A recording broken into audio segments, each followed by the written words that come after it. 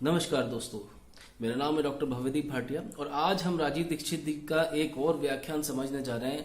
ये बहुत ही इम्पोर्टेंट व्याख्यान है क्योंकि इसके अंदर जो चर्चा की गई है वो बेसिकली एक तो वजन कम करना। आप पाएंगे कि आपने काफी हद तक जो है अपना वजन भी लूज किया है और एज वेल एज आपका जो बॉडी का जो मेटाबॉलिज्म है वो बहुत अच्छा हो गया है। सो आप एक बार इसको समझ के देखिए पूरा। शुरू करते हैं। आज से मैं जो सूत्र बताने जा रहा हूं, इनका पालन अगर आप करेंगे तो आप अपने जीवन में 148 बीमारियों से हमेशा बचेंगे। और भागवत जी का यह कहना है कि बीमारियों से बचना बहुत महत्व का है बनिस्बत की बीमारियों का इलाज करना। Prevention is better than cure. आज के सूत्रों को थोड़ा ज्यादा ध्यान से सुने। तो आज से जो शुरू हो रहा है वो फंक्शनल पार्ट है।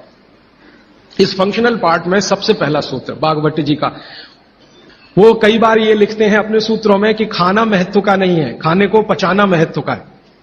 क्योंकि भोजन पचेगा तो रस बनेगा, उसी रस में से मांस, मज्जा, रक्त, मल, मूत्र, वीर्य, मेद ये सब बनेगा, अस्थियां बनेंगी और वही आपके शरीर के लिए आगे जीवन में काम आएंगे। पहला सूत्र भोजनांते विषम वारी।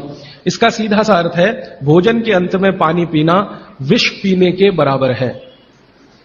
सूत्र यह है भोजन अंते माने भोजन के अंत में, भोजनांते विषम वारी। विष समझते हैं आप जहर, जहर जैसा क्या है? पानी। सूत्र उतना ही है। समझने के लिए मैं आपको बहुत उदाहरण दूंगा ताकि आप जल्दी पता कर पाए। भागवत जी ने एक सूत्र में यह कहा है कि हमारा जो शरीर है इसका जो मुख्य स्थान पेट है, इसमें एक स्थान होता है पेट के अंदर नाभि, लेफ्ट साइड में नाभि से थोड़ा ऊपर जहां मेरा हाथ रखा हुआ है, इस स्थान को कहते हैं जठर। संस्कृत में कहते हैं जठर, हिंदी में कहते हैं आमाशय, अंग्रेजी में चाहे तो एपिगैस्ट्रिकम। भागवत जी कहते हैं कि इसमें अग्नि प्रदीप्त होती है। जठर अग्नि, जठराग्नि। और भोजन जो कुछ भी आप करते हैं वो पहले जठर में ही जाता है। यह है महत्व की बात। आपने रोटी का पहला टुकड़ा मुंह में डाला और जैसे ही टुकड़े को चबाना शुरू किया, लार बनना शुरू हुआ, तुरंत अग्नि प्रदीप्त हो जाती पहले ही टुकड़े में। तो ये अग्नि प्रदीप्त हुई। अब आप जो भोजन कर रहे हैं ये इस अग्नि के प्रभाव में पचेगा। तो भोजन के पचने की क्रिया में पहले भोजन रस में बदलेगा। पहले पेस्ट बनेगा, जैसे टूथपेस्ट की कंडीशन होती है वैसा बनेगा, लुगदी जैसा, फिर उसमें से रस बनेगा, फिर रस में से सब कुछ बनेगा। अब ये अग्नि भोजन को पचा रही है और आपने भोजन पूरा करते ही पानी पी लिया, गट गट गट गट गट गट, तो क्या हुआ? अग्नि शांत हो जाएगी। अग्नि का पानी से मेल नहीं है, दुश्मनी है। तो आपके पेट में खाना खाते ही अग्नि जल रही है। अब आपने पीछे से गिलास, 2 गिलास पानी पी लिया। कोई लोग तो लोटा भर के पी लेते हैं, कई लोग तो भोजन से ज्यादा पानी पी लेते हैं। तो फिर भागवत जी कहते हैं भोजन पचेगा नहीं, वो सड़ेगा। वो कहते हैं कि भोजन अगर सड़ना शुरू हुआ तो सबसे पहले गैस बनेगी, वायु बनेगी और ये वायु आपकी जिंदगी हराम कर देगी। और ये वायु की तीव्रता जब बढ़ेगी तो गले में जलन होगी, छाती में जलन होगी, पेट में जलन होगी। तो ये वायु पूरे शरीर में घूमेगी तो सिर घूमेगा, आपको चक्कर आएंगे, सिर में दर्द होगा, पीठ में भी दर्द हो सकता है, हृदय स्थान पे भयंकर दर्द हो सकता है। कई बार तो इतना दर्द होता है कि आपको लगेगा कि हार्ट अटैक आ गया, लेकिन वो वायु का दर्द है, हार्ट अटैक नहीं। और ये जो वायु बनी भोजन के सड़ने से, इसी वायु में से भागवत जी ने सूची बनाई है कि 103 रोग पैदा होंगे। 103। सबसे पहला रोग है उसमें एसिडिटी, हाइपर एसिडिटी। ज्यादा दिन अगर आपने ये चक्कर चलाया पानी पीने का तो अल्सर, पेप्टिक अल्सर, बवासीर, मूलव्याध, भगंदर और अंत का एक रोग है कैंसर, कर्क रोग। माने एसिडिटी से शुरू होकर आप कैंसर तक की यात्रा कर सकते हैं। और बाद में भागवत जी कहते हैं, वो भी बता देता हूं, वो दूर का सूत्र है लेकिन यहीं पे ले आता हूं उसको, कि आपका जो भोजन सड़ेगा तभी कोलेस्ट्रॉल बनेगा। अगर भोजन का पाचन हुआ तो कोलेस्ट्रॉल शून्य रहता है। आप जानते हैं शरीर में 2 तरह का कोलेस्ट्रॉल है, एक गुड और एक बैड। अच्छा कोलेस्ट्रॉल माने HDL, हाई डेंसिटी लिपोप्रोटीन। खराब कोलेस्ट्रॉल माने LDL और उसका छोटा भाई VLDL, very low density lipoprotein. जिनको कोलेस्ट्रॉल बढ़ रहा है या बढ़ा हुआ है वो ध्यान दें, उनको भोजन पच नहीं रहा, उनका भोजन सड़ रहा है। तो कोलेस्ट्रॉल बढ़ेगा तो हार्ट अटैक भी आएगा, कोलेस्ट्रॉल बढ़ेगा तो घुटने भी जड़ हो जाएंगे, सारी संधियां आपकी एकदम कड़क हो जाएंगी, आपको चलना फिरना मुश्किल हो जाएगा, 10 कदम चलना मुश्किल हो जाएगा। तो वो ये कहते हैं कि जब 103 बीमारियां एक छोटी गलती से आती हों तो वो गलती कभी करना नहीं। अब जैसे ये सूत्र पूरा हुआ तुरंत आपके मन में प्रश्न आएंगे कि पानी कब पीना। तो भागवत जी कहते हैं कि कम से कम 1.5 घंटे के बाद पानी पियो। अब ये जो 1.5 घंटे का कैलकुलेशन है ये क्या है? ये भागवत जी कहते हैं कि जो आपने खाया वो आपके जठर स्थान में 1.5 घंटे तक अग्नि के प्रभाव में रहता है, 1.5 घंटे तक। और 1 से 1.5 घंटे का वो बताया है तो अलग अलग क्षेत्र के हिसाब से। अब मान लीजिए उत्तरांचल का कोई आदमी इसी सूत्र को पढ़ेगा तो उसको तो अग्नि का असर 2 से 2.5 घंटे रहेगा, पहाड़ वाला। लेकिन आपके लिए मैं बात कर रहा हूं तो 1 से 1.5 घंटा, ठीक है। अब तुरंत आपके मन में सवाल आएगा, भोजन के बीच में पीना कि नहीं पीना, और भोजन के पहले पीना कि नहीं पीना। वो ये कहते हैं कि भोजन के पहले पानी पीना तो कम से कम 40 मिनट और अधिक से अधिक 1 घंटा। आपको सीधा सा हिसाब बताता हूं, 10 बजे खाना अगर खाना चाहते हैं तो 9 बजे से लेकर 9:20 तक आप चाहें उतना पानी पी सकते हैं। और बीच में पीना कि नहीं, वो कहते हैं कि अगर आपके भोजन में 2 अन्न है, दो अन्न माने एक रोटी खा रहे हैं आप, वो गेहूं है, और दूसरा चावल खा रहे हैं, तो चावल और गेहूं 2 अन्न। एक अन्न की पूर्ति पूरी हुई और दूसरे की शुरू होने वाली है तो बीच का जो जंक्शन पॉइंट है इस पे पानी पीना। मतलब इसका सीधा है, रोटी पूरी हो गई, अब आप चावल खाने की तैयारी कर रहे हैं तो रोटी खाने के बाद चावल खाने से पहले आप जरूर पानी पीना। लेकिन मात्रा कितनी? तो वो कहते हैं 2 या 3 घूंट, इतना ही। उसके बाद जब दूसरा अन्न आपने शुरू कर दिया फिर नहीं, फिर तो पूरा आप भोजन ही करके उठिए। अब आप भोजन कर लिया तो गला साफ करने के लिए थोड़ा 1-2 घूंट और पी लेना, गला साफ करने के लिए। अब आपके मन में तुरंत एक प्रश्न आएगा कि भोजन के अंत में क्या पीना, फिर पानी तो नहीं पीना, 1.5 घंटे तक तो नहीं पीना, तो कुछ पी सकते हैं। तो भागवत जी ने 3 चीजें बताई हैं, उसके लिए पूरा सूत्र लिखा है कि भोजन के अंत में सबसे अच्छी चीज जो पीने के लिए है वो है छाछ, वो है मट्ठा, दही का तक्रम। लस्सी पीने के लिए नहीं कह रहे, मक्खन रह गया तो वो लस्सी, तक्रम की बात है। दूसरी सबसे अच्छी चीज उन्होंने बताई है वो है दूध, और तीसरी सबसे अच्छी चीज बताई है फल का रस। जिस मौसम में जो फल आता है उसका रस, माने मौसम के विरुद्ध के फल नहीं। आज का मौसम आम का नहीं है तो आम का रस अभी पिए तो नहीं चलेगा। तो आप ये कहें कि कोल्ड स्टोरेज से लाया हुआ संतरा और उसका रस निकाला या मौसमी का रस, ये सर्वनाश करेगा, सत्यानाश नहीं, सर्वनाश करेगा। अब इसमें आगे एक सूत्र है वो बहुत महत्व का है। भागवत जी कहते हैं मट्ठा या छाछ कब पीना, दूध कब पीना, रस कब पीना। तो सुबह के भोजन के बाद जूस, भागवत जी ने नाश्ता शब्द कहीं नहीं इस्तेमाल किया है। सुबह का भोजन आप उसको नाश्ता कैसे, दोपहर के भोजन के बाद मट्ठा और रात के भोजन के बाद दूध। और वो ये कहते हैं आगे के सूत्र में कि इनका क्रम उल्टा सीधा मत करना कभी, कि हमारे शरीर को मट्ठे का पाचन होने के लिए जो रस की जरूरत होती है, रस माने एंजाइम, जो एंजाइम या रस की जरूरत होती है वो दोपहर को ही होते हैं पेट में। इसी तरह हमारे शरीर में दूध का पाचन होने के लिए जो रस की जरूरत पड़ती है या एंजाइम की जरूरत पड़ती है वो सूर्यास्त के बाद ही होते हैं, और जो रस और एंजाइम की जरूरत जूस पचाने के लिए है वो सुबह ही होते हैं।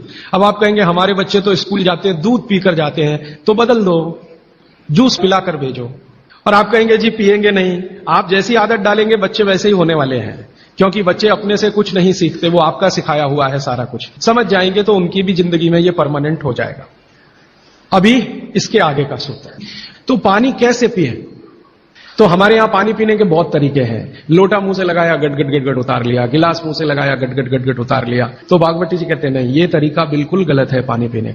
वो कहते हैं कि पानी को चुस्कियां ले लेकर पिए।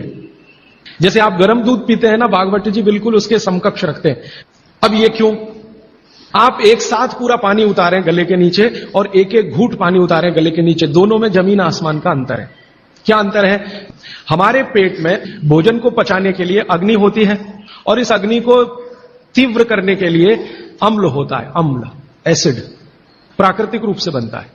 और मुंह में क्षार बनता है जिसको लार कहते हैं आप, लार, स्लाइवा, सेलिवा, लार, लाला रस, अलग अलग नामों से आप जानते हैं। तो मुंह में बनती है लार, ये है क्षार, और पेट में बनता है अम्ल। आप थोड़ा भी अगर विज्ञान जानते हैं तो आप जानते हैं कि क्षार और अम्ल को मिलाओ तो हो जाता है न्यूट्रल, और न्यूट्रल का मतलब जिसका पीएच 7 है। ये जो पानी है ना, पानी ये ना अम्ल है ना क्षार है, ये न्यूट्रल है। तो बागवती जी कहते हैं कि पेट आपका अक्सर पानी के जैसा रहे तो बढ़िया, और जिनका पेट पानी के जैसा माने पेट की अम्लता ना बढ़े और पेट का क्षारपन भी ना बढ़े, pH 7 के आसपास रहे, तो बागवती जी कहते हैं ऐसे व्यक्ति को 100 से ज्यादा वर्ष जीने की पूरी गारंटी है, बिना एक भी दवा खाए और बिना चिकित्सक के पास जाए। तो वो ये कहते हैं कि घूट घूट पिया पानी, अगर सिप सिप करके आपने पानी पिया तो ज्यादा लार अंदर जाएगी, तो अम्ल को शांत करने में मदद आएगी, इसलिए आपका पेट न्यूट्रल रहेगा, इसलिए पानी घूट घूट भर के पिए। और एक साथ गटगट पानी पिएंगे तो लार पानी के साथ मिल नहीं पाएगी, तो अंतिम रूप में जब वो पहुंचेगा पानी तो खाली पानी होगा। भागवत जी आगे कहते हैं, बहुत ही महत्व की बात है ये सब आपके लिए, वो ये कहते हैं कि जो व्यक्ति सिप सिप करके पानी पिए वो देखें जानवर कैसे पीते हैं। चिड़िया कैसे पानी पीती है, चिड़िया एक ड्रॉप उठाएगी, फिर उसको ऐसे ऐसे मुंह में चलाएगी, फिर पिएगी, फिर दूसरी ड्रॉप उठाएगी, फिर ऐसे ऐसे चलाएगी, फिर पिएगी। ऐसे ही कुत्ता है, पानी को चाट चाट के पिएगा, शेर पानी को चाट चाट के पिएगा। ज्यादातर जानवर पानी को ऐसे ही पीते हैं। वो जानवर हमसे ज्यादा स्वस्थ हैं, किसी को डायबिटीज नहीं, कोई ओवरवेट नहीं, किसी को जॉइंट्स पेन नहीं, किसी को कुछ नहीं। बाघ भट्ट के पक्के चेले हैं ये सब जानवर। मैंने आपके सारे रोगों की एक दवा। तो मैंने ये एक्सपेरिमेंट शुरू किया, ये मैंने पढ़ा था 6 साल पहले। बागवट जी को मैंने 6 साल पहले पढ़ना शुरू किया, 3 साल पढ़ने में लग गया और 3 साल समझने में लग गया। तो आपको सुनकर हैरानी होगी, हमारे जो दोस्त हैं, सहयोगी हैं, जिनका वजन बहुत ज्यादा था, उन्होंने पानी सिप सिप करके पीना शुरू कर दिया और भोजन के 1.5 घंटे के बाद पानी पीना शुरू। ये 2 सूत्रों का ही परिणाम है कि सबके वजन पहले से आधे हो गए, सिर्फ पानी पीने का तरीका बदला। फिर मैंने डॉक्टरों से बात की कि ये चक्कर क्या है, तो उन्होंने कहा बात सीधी सी ये है कि जो लार है ना, इसकी मेडिसिनल प्रॉपर्टी सबसे ज्यादा है। आपने जानवरों को देखा होगा, उनको कभी भी कोई चोट लगे तो वो अपने लार से ही ठीक कर लेते हैं, चाट चाट के। अब वो ये कहते हैं कि भारत के वो मनुष्य या स्त्रियां और पुरुष बहुत ही दुर्भाग्यशाली हैं जो इस लार को अंदर ले नहीं जा पाते। जैसे तंबाकू खाने वाले लोग, गुटखा खाने वाले लोग, मावा खाने वाले लोग, थूकते ही रहते हैं उसको, थूकते ही रहते। जिसको बनाने के लिए भगवान ने 1 लाख ग्रंथियां आपके मुंह में दी हैं, जो रात दिन आपके लिए लार बनाती हैं। ये बहुत ही कीमती है, इसका औषधीय गुण बहुत है। और जैन दर्शन में इसको अहिंसा के साथ जोड़ा हुआ है, और वो मैंने करके भी देखा है कि सुबह की लार गलती से भी आप किसी चींटी या चींटा या मक्खी पे थूक दो, वो तुरंत मर जाए, क्योंकि उसका औषधीय गुण बहुत प्रबल होता है सुबह सुबह। और आप गुटखा खा खा के उसको थूकते रहते हैं तो सड़क तो खराब करते ही हैं, अपने को उससे ज्यादा खराब करते हैं। तो मेरी हाथ जोड़कर विनती है कि आप में से कोई लार थूकने वाला हो, थूकने वाला आदमी, ये तो भागवत जी की डिक्शनरी में नहीं है। वो कहते हैं कि एक ही कंडीशन में आप कुछ थूक सकते हैं, जब कफ बहुत बढ़ा हुआ हो, तभी, बस। उसके अलावा दूसरी कोई कंडीशन नहीं कि आप थूकें। तो फिर आप कहेंगे जी पान खाएं, तो पान खाने के लिए नियम बताया, पान खाओ तो कत्था मत लगाओ, बिना कत्थे का पान खाओ, थूकने की गरज ही नहीं। तो वो कहते हैं कि पान भी खाना है तो थूकना नहीं है, कत्था है तो थूकना पड़ेगा, कत्थे बिना ही पान खाओ। पान तो पित्त और कफ दोनों का नाश करता है, और चूना वात का नाश करता है। तो वो कहते हैं कि पित्त और कफ का नाश कर दिया पान ने, चूने ने कर दिया वात का, तो वात पित्त कफ तीनों ही संतुलित है, तो पान खाके तो जिंदगी भर निरोगी रह सकते। ठीक है, अब आगे चलता हूं। आगे का एक सूत्र है भागवत जी का कि पानी कभी भी पिए तो ठंडा ना पिए। कैसा पानी पिए जी? गुनगुना पानी पिए। कभी भी पानी की गर्मी शरीर के तापमान के ऊपर ना हो, ऐसा पानी पिए, गुनगुना ही पानी पिए। क्यों? अभी मन में प्रश्न आएगा क्यों? हम तो जी ठंडा पानी पीते हैं, फ्रिज का पानी पीते हैं, बर्फ डाला हुआ पानी पीते हैं। जिसका जैसा गुण है वही तो करेगा ना। बर्फ का गुण है ठंडा करने का, तो बर्फ डालकर पानी में आप पी रहे हैं, तो बर्फ का गुण वो पानी में आ गया। अब पानी आपके पेट को ठंडा करेगा। अगर पानी ने पेट को ठंडा किया तो, क्योंकि शरीर के सारे ऑर्गन पेट से ही जुड़े हुए हैं, चाहे वो आपका हार्ट हो, चाहे किडनी हो, चाहे लीवर हो। और अगर शरीर ठंडा हो गया तो जय राम जी की, जाइए यमराज के पास। तो कभी भी ठंडा पानी ना पिए, एक विश्लेषण। दूसरा विश्लेषण कि अगर पानी आपने ठंडा पिया तो तुरंत पेट उस पानी को गर्म करने पर लगेगा, तो पानी को गर्म करने के लिए उसको अतिरिक्त ऊर्जा की जरूरत पड़ेगी, और अतिरिक्त ऊर्जा उसको रक्त में से आएगी, तो शरीर के सब हिस्सों का रक्त पेट की तरफ जाएगा। उसने बाकी हिस्सों में रक्त की कमी कर दी, और यह कमी हर समय ऐसे ही आती रहे, आप ऐसे ही ठंडा पानी पीते रहे, ऐसे ही कमी आती रहे, पीते रहे, कमी आती रहे, तो एक दिन वो अंग काम करना बंद कर देंगे, क्योंकि उनको रक्त की सप्लाई कम हुई है। और वो अंगों ने काम करना बंद किया तो ब्रेन हेमरेज हो गया, पैरालिसिस हो गया, हार्ट अटैक हो गया। तो ये सारी बीमारियों को क्यों बुलाते हैं ठंडा पानी पी के? मैंने उन लोगों को देखा जो चिल्ड वाटर पीते हैं, वो सवेरे सवेरे अगर संडास घर में गए टॉयलेट में तो एक एक घंटे बाहर नहीं निकलते, कभी कभी तो 2-2 घंटे नहीं निकलते, बैठे ही रहते अंदर। उनको पूछो भाई क्या कर रहे थे 2 घंटे टॉयलेट रूम में, कहते हैं जी न्यूज़पेपर पढ़ रहे थे, मैगजीन पढ़ रहे थे। क्यों पढ़ रहे थे? तो कहते हैं टॉयलेट आती ही नहीं, माने स्टूल पास होता ही नहीं, संडास होती ही नहीं, उतरती नहीं, तो क्या करें। और वो बेचारे वहां बैठे बैठे कई बार इतने परेशान हो जाते हैं कि तरह तरह की आवाजें निकालते हैं, फिर भी नहीं आती। फिर वो गाना गाते हैं, मेरे सपनों की रानी कभी आएगी, वो आती नहीं है। और कभी कभी जब बहुत ज्यादा परेशान हो जाते हैं ना, तो एक गाना गाते हैं, एक बार आजा आजा आजा, वो तब भी नहीं आती। ये है समस्या कि जो लोग बहुत ठंडा पानी पिएंगे उनको एक बीमारी है, वो है कॉन्स्टिपेशन, कब्जियत, कोष्ठबद्धता, बद्ध कोष्ठ होना। कॉन्स्टिपेशन का मतलब आपकी जो इंटेस्टाइन है ना, लार्ज इंटेस्टाइन, वो एकदम ऐसी संकुचित हो गई। तो अगर आपकी लार्ज इंटेस्टाइन ऐसी हो गई तो आपकी जिंदगी भी ऐसी ही हो जाएगी। फ्रिज का रखा हुआ पानी ना पिए, बर्फ डाला हुआ पानी ना पिए, आइसक्रीम कभी भी ना खाएं, तो गर्म भोजन और ठंडी आइसक्रीम कभी ना खाएं। अक्सर मैं शादियों में, बारातों में जाता हूं तो वहां मैंने देखा है कि भोजन गर्मा गर्म कराएंगे, अंत में आइसक्रीम जरूर खिलाएंगे। सर्वनाश, बुला बुला के हमारा सत्यानाश करते हैं, ना मरो तो जल्दी मर जाओ। ऐसा आजकल आतिथ्य इस देश में चल रहा है। पहले कहते थे अतिथि देवो भव, अभी अतिथि दुश्मन भव। अभी चौथा सूत्र, आज का आखिरी सूत्र।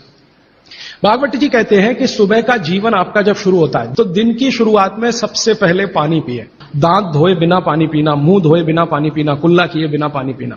कारण उसका यह है कि रात भर जब आप सो रहे थे तो शरीर की सारी क्रियाएं तो शिथिल हो जाती हैं, लेकिन ये लार बनने की क्रिया ज्यादा शिथिल नहीं होती, ये चालू रहती है। तो रात भर आपने लार बनाई है, मुंह में जगह जगह जमा है, वो अंदर जाना बहुत जरूरी है क्योंकि वो बेशकीमती है। तो सुबह सुबह जो लार बन रही है ये अंदर जानी ही चाहिए, इसलिए बिना कुल्ला किए पानी पीने का नियम है। इसी को उषापान कहा जाता है। तो सुबह उठते ही पानी पिए। कितना पिए जी?